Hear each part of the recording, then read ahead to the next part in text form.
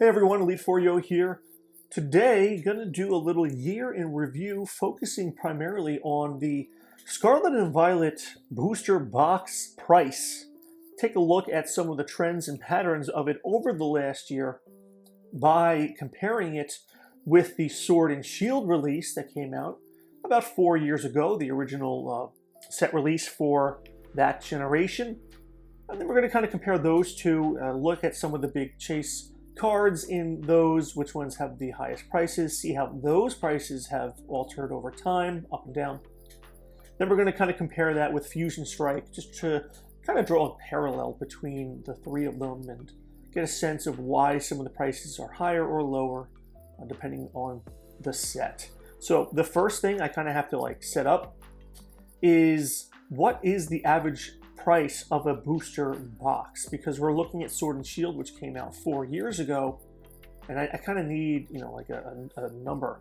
So I'm just going to look at it as if the booster box retail price for the average consumer is about $100, give or take $10 to $15. This is going to really be varied depending on where you're purchasing it from. If you get it off pokemoncenter.com, then you're looking at $140 and up for sets now. But if you get it from eBay, usually within a year of release, usually it's $90 to $100. I mean, Scarlet and Violet right now, I can get it for something between $90 and $100 for a booster box, and it's been a year since that came out. So let's just say that the average booster box price when a booster box releases is about $100.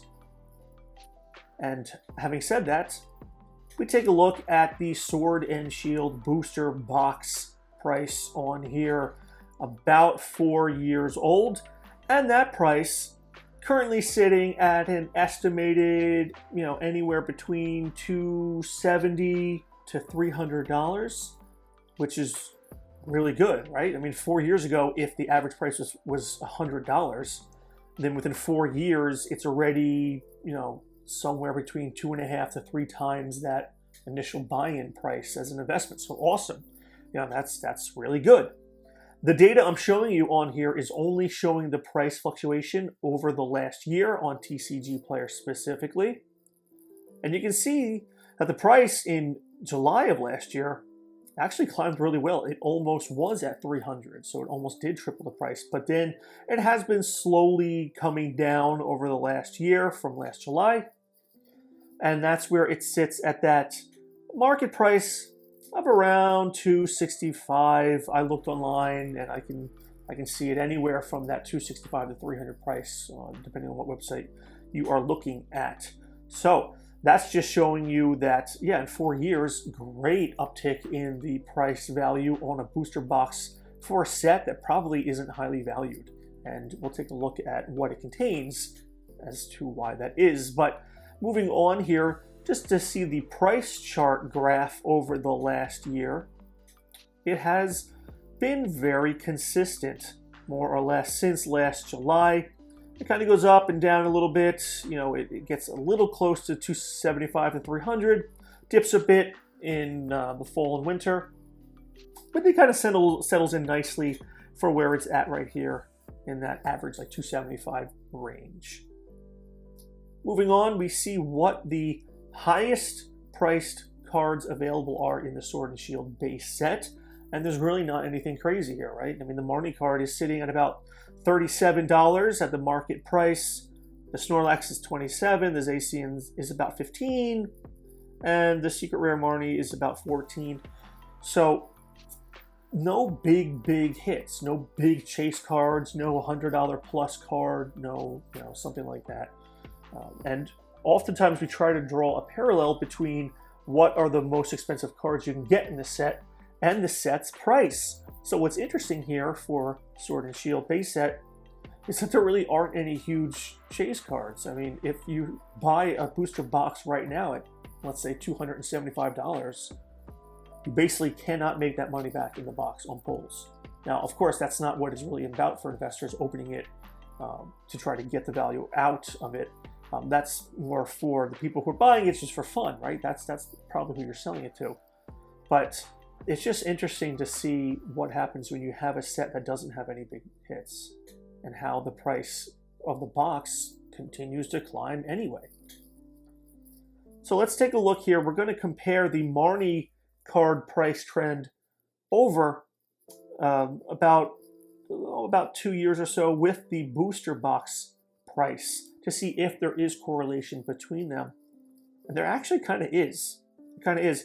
If you look here at spring of 2023, about a year ago, they both kind of jumped up a little bit, right? You see the booster box price almost hit $300 in that top right graph. And on the bottom graph, the price of the Marnie card climbed to $75. So that's twice what it's sitting at right now, over twice what it's sitting at now. So then it went down and it came kind of back down toward the mean. That's what you're seeing in that bottom graph again. It jumped up there for that little window of a couple months. Now it's sitting back at a hair under $40. That's more or less where it was sitting prior to that. And the booster box price did also go down. Not as significantly, because if you look at the price here, it's still within like 20 bucks. That's kind of like the market price is sitting at in terms of the change over time. But it is interesting to see that there is some combination of the card prices that are the big ones compared to the booster box prices as well. Now that is the Sword and Shield base set price for the booster box. Let's take a look, and this is kind of the focus of the video more, because it's kind of like the 1-year anniversary of the release of the Scarlet and Violet booster box. I guess the whole product coming out. So again, if we say, okay, the base price of a booster box on release is about $100, well, this is what you're looking at right now. And this is pretty much expected. The price kind of starts out, and if you see it here for the first few months, kind of hovering around 100 to 115. That's within the average of what I was saying. And then it goes down, drops significantly there in December, January, but then it kind of levels off to where it's sitting at now at about $89, $90. And I looked around on a bunch of different markets, and that's pretty much what I was seeing too. You can get this box right now for like 90 to 100 bucks on eBay. So it actually got cheaper by the end of the first year of its release. Unfortunately, I don't have that data for the Sword and Shield. It doesn't go back that far. I looked everywhere and I could not find any data to see how the Sword and Shield, if within the first year, it also suffered that type of downtrend of about 10%, but that information was not available to me. Moving on here, taking a look at the price chart for Scarlet and Violet. And it's actually remained very, very stable since about August of 2023.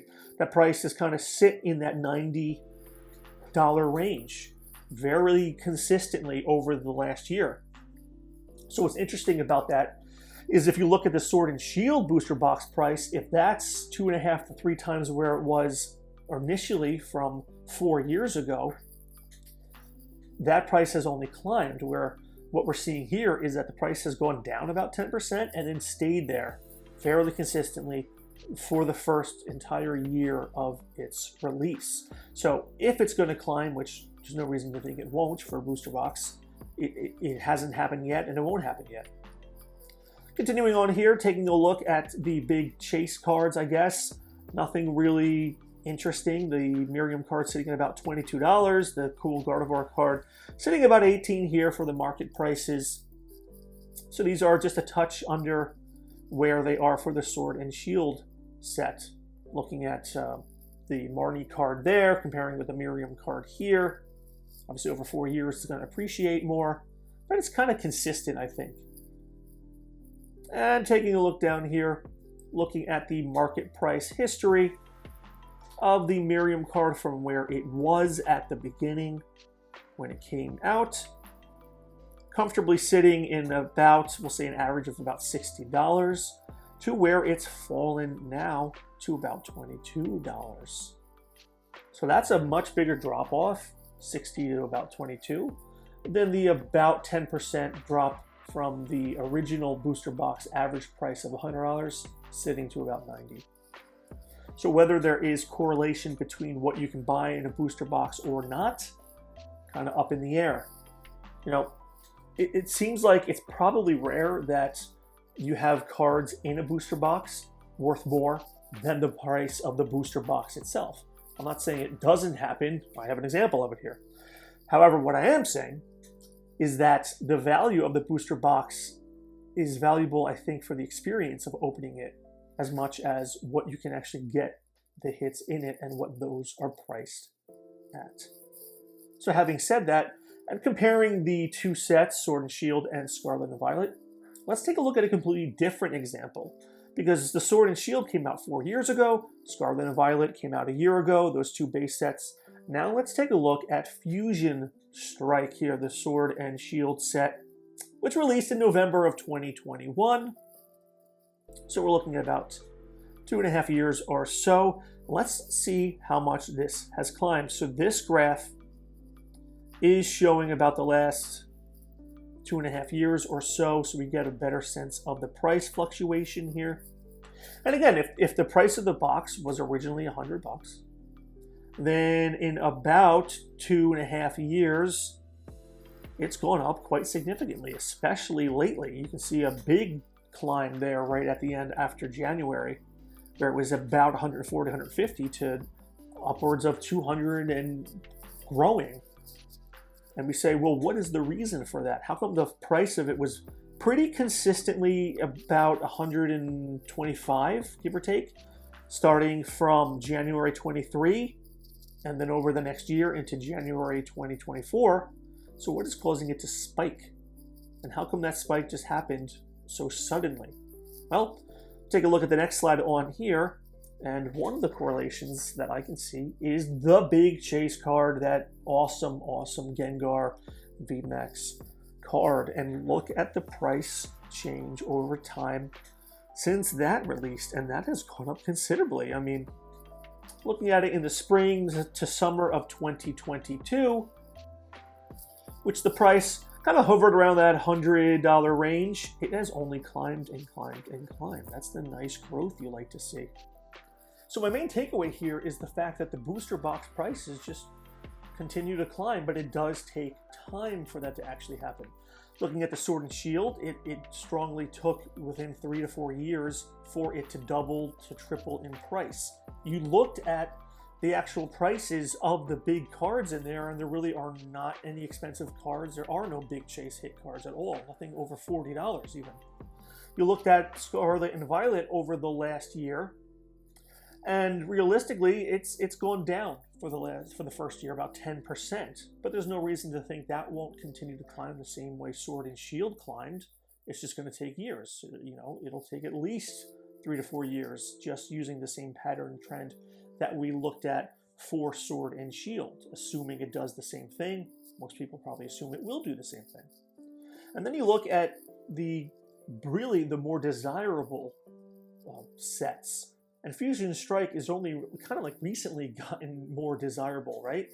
That's kind of what you saw in the booster box price. It was fairly consistent at about $125 for a considerable amount of time, about a year, before it just started to climb an additional $50 within a few months. So the more desirable boxes, if you can identify what those are the ones that are going to climb faster and may not necessarily take that longer amount of time to get there. But overall, yeah, booster boxes are a fun, good investment for those who decide to take them, even for sets like I'm showing you that aren't all that amazing. So in any case, that's what I have for you today. Hope you enjoyed. Take care.